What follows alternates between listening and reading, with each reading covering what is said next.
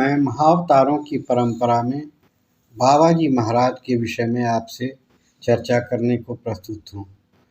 प्राचीन ऐतिहासिक विवरणों के अनुसार लगभग 10,000 वर्ष पूर्व दक्षिण भारत के द्रविड़ों द्वारा शिव यौगिक सभ्यता का संपूर्ण विश्व में विकास किया गया था, जो कालक्रम में सिंधु घाटी की सभ्यता एवं हड़प्पन सभ्यता तक फैली।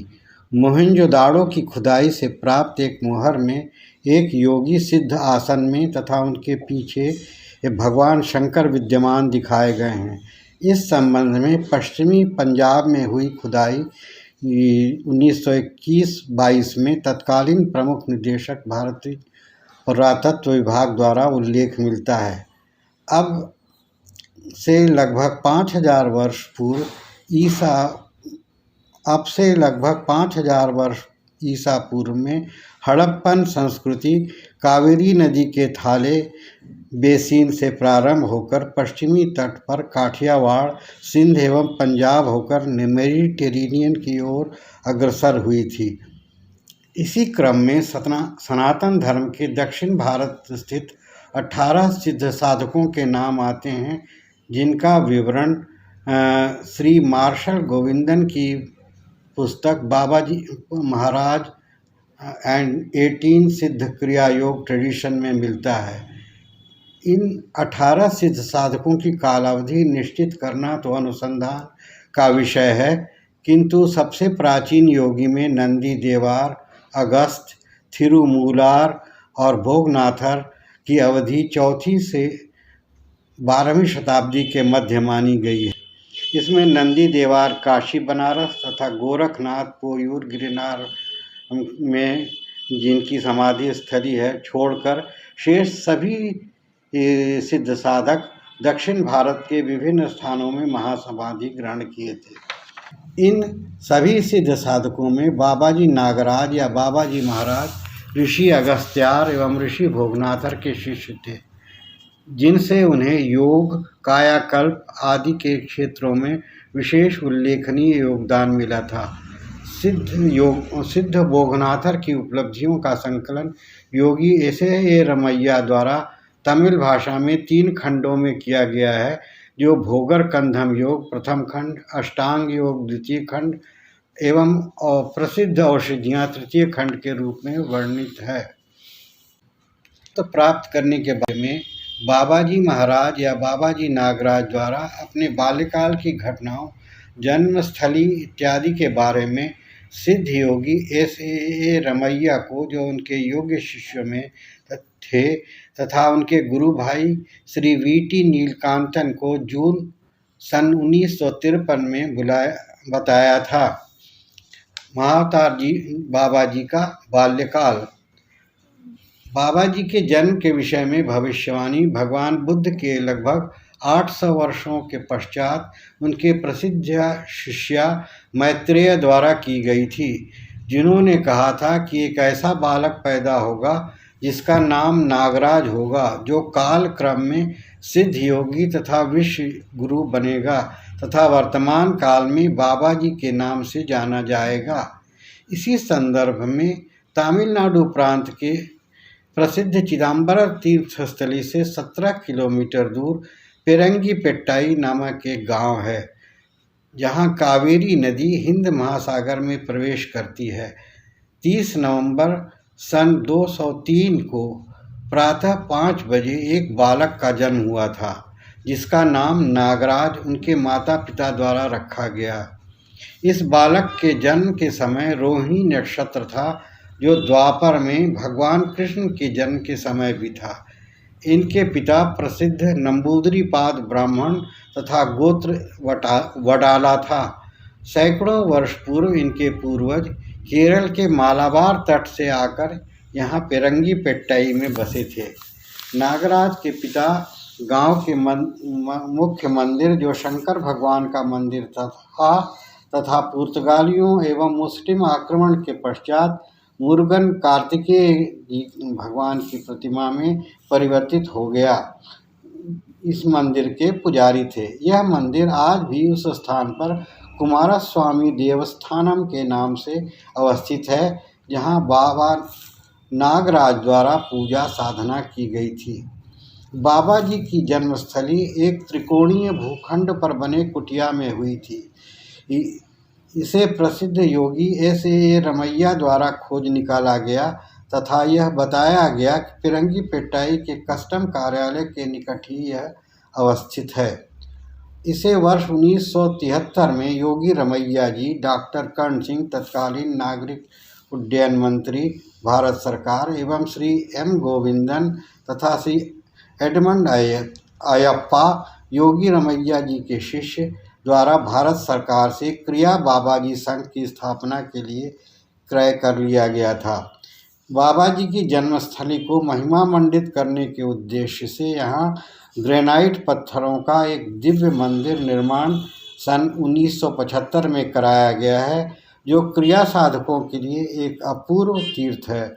उस मंदिर का नागराज मंदिर के पुजारी का पुत्र होने के कारण बाबा जी के दैनिक जीवन की गतिविधियों पर धार्मिक समागमों का प्रभाव पड़ा था। फलस्वरूप अनेक क्रियाओं में यथास्थान भोजन ग्रहण, अध्ययन तथा अन्य अनुष्ठानों पर ब्राह्मण परंपरा अनुसार आध्यात्मिक प्रविधियों का अनुसरण किया जाता था, जिसमें भगवान मुरुगन की स्तुति में गाए जाने वाले मंत्रों तथा थेवरन भजनों की प्रमुखता रहती थी।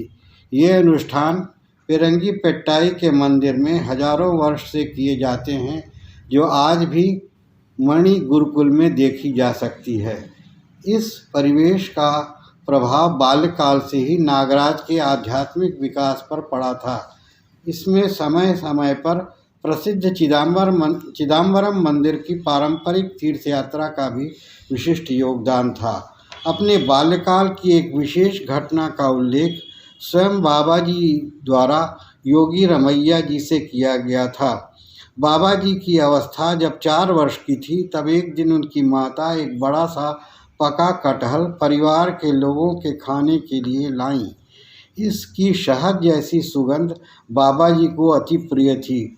थोड़े समय बाद माँ की अनुपस्थिति में उन्होंने पूरे कटहल का कोआ या फल अकेले ही खाकर समाप्त कर दिया।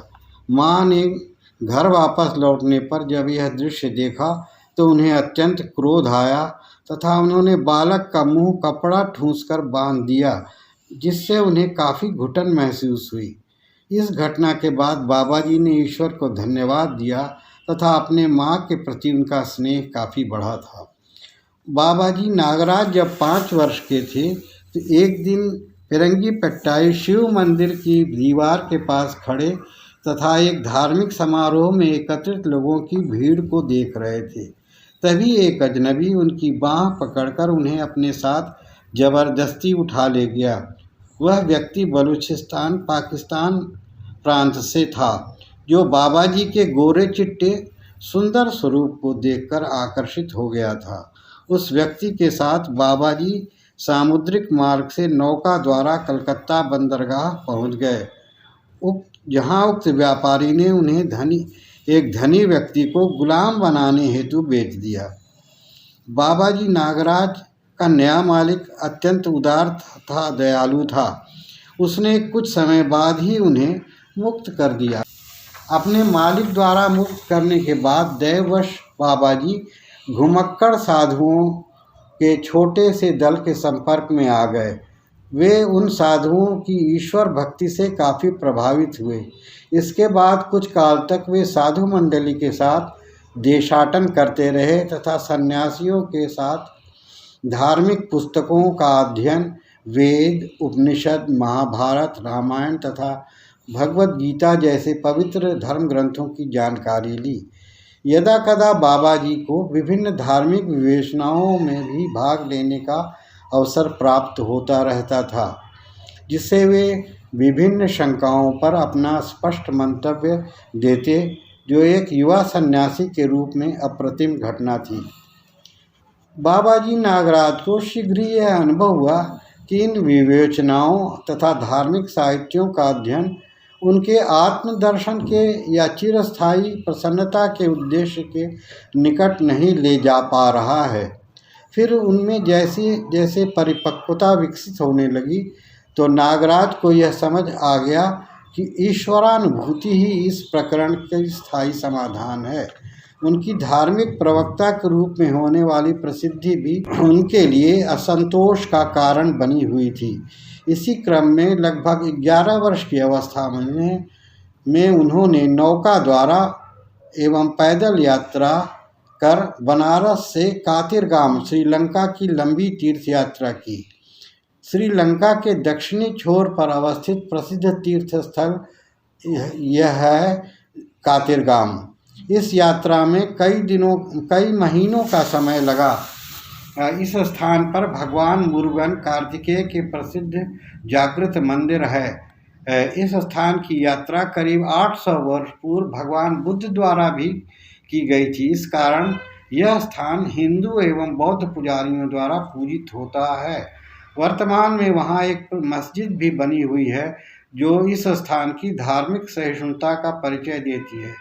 इस मंदिर की स्थापना सिद्ध साधक ऋषि भोगनाथ द्वारा की गई थी, जिसमें मूर्ति के स्थान पर एक यंत्र स्थापित कर उपासना की जाती है जो भगवान कार्तिकेय के मंत्रों पर आधारित है। इसे पुजारी के अतिरिक्त सार्वजनिक रूप से नहीं देखा जा सकता है। यह स्थान घने जंगलों के बीच मणिक गंगा नदी के तट पर स्थित है तथा साधु महात्माओं की सघन साधना स्थली होने के कारण आध्यात्मिक ऊर्जा से परिपूरित है। कातिरगाम कार्तिकेय ग्राम का अपभ्रंश है जो मूल रूप से भगवान कार्तिकेय का ग्राम है। यहाँ पहुँचने पर नागराज की भेंट सिद्ध गुरु भोगनाथर से हुई। उन्हें देखते ही बाबा जी को उनकी दिव्यता का बोध हो गया तथा वे उनके शिष्य हो गए। एक विशाल वट वृक्ष के नीचे गुरु के संरक्षण में उस स्थान पर नागराज द्वारा 6 महीने तक कठोर योग साधना की गई, जिनमें ध्यान क्रिया की प्रमुखता रही। यह तपस्या लंबी अवधि यानी 24 घंटे लगातार, फिर कई हफ्तों तथा 48 दिनों तक बिना अंतराल के चलती रही। इस अवधि में गुरु भोगनाथर द्वारा सतत निगरानी रखी गई तथा धीरे धीरे उन्हें उच्चतर योग क्रियाएं दी गईं। अपनी तपस्या की आरंभिक अवस्था में ईश्वरीय वार्ता सविकल्प समाधि में उनकी चेतना ब्रह्मांडीय ऊर्जा में सायुज्य स्थापित होने पर भौतिक शरीर में उनके स्थिरत्व आ गया यानी मोशनलेस हो गया तथा वह ठंडा पड़ गया। गुरु के संरक्षण में साधना तीव्रतर होती गई तथा इसके उत्कर्ष के रूप में एक दिन भगवान कुमार स्वामी मुरुगन के स्वप्न दर्शन उन्हें प्राप्त हुए। इसके बाद उन्हें भगवान मुरुगन के अवतार होने की भी अनुभूति होने लगी तथा अपने पूज्य गुरु के मार्गदर्शन में नागराज को सिद्ध साधक बनने का अवसर मिला।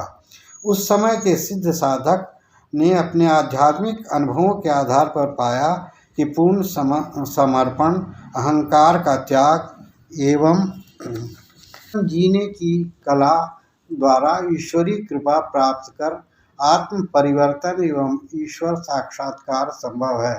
इस प्रक्रिया में तीव्र साधना की प्रविधियां, विभिन्न क्रियाओं, हठ योग, क्रियासन, ध्यान, मंत्र एवं भक्ति योग द्वारा सहायता मिलती है, किंतु इन सब में क्रिया कुंडलिनी प्राणायाम को श्रेष्ठतर पाया।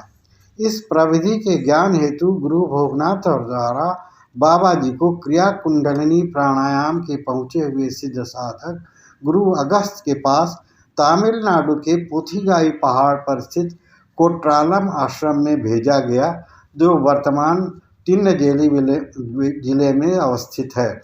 बाबा जी द्वारा अपने गुरु अगस्त्यार को कठोर साधना समर्पण द्वारा प्रसन्न करने के क्रम में धूप, वर्षा, अन्न, जल त्याग कर 48 दिनों तक एक ही आसन में बैठकर और उनकी कृपा प्राप्त की।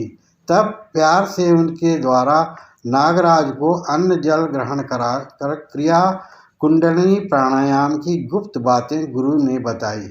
ऋषि गुरु अगस्त्यार ने इस प्रविधि के कठोर नियमों एवं अनुशासन पर बल देते हुए कहा कि इस साधना के अभ्यास से उच्चतर चेतना विकास, आध्यात्मिक आत्मदर्शन तथा शरीर के पांचों अंगों यथा भौतिक, प्राणिक, मानसिक, बौद्धिक तथा आध्यात्मिक में विशेष परिवर्तन होता है। इसके उपरांत उन्होंने बाबा जी को उत्तराखंड स्थित बद्रीनाथ जी के ऊंचे हिमालय शिखरों की ओर जाने का आदेश दिया और कहा कि विश्व के अब तक के सर्वोत्कृष्ट साधक के रूप में लोग आपको जानेंगे।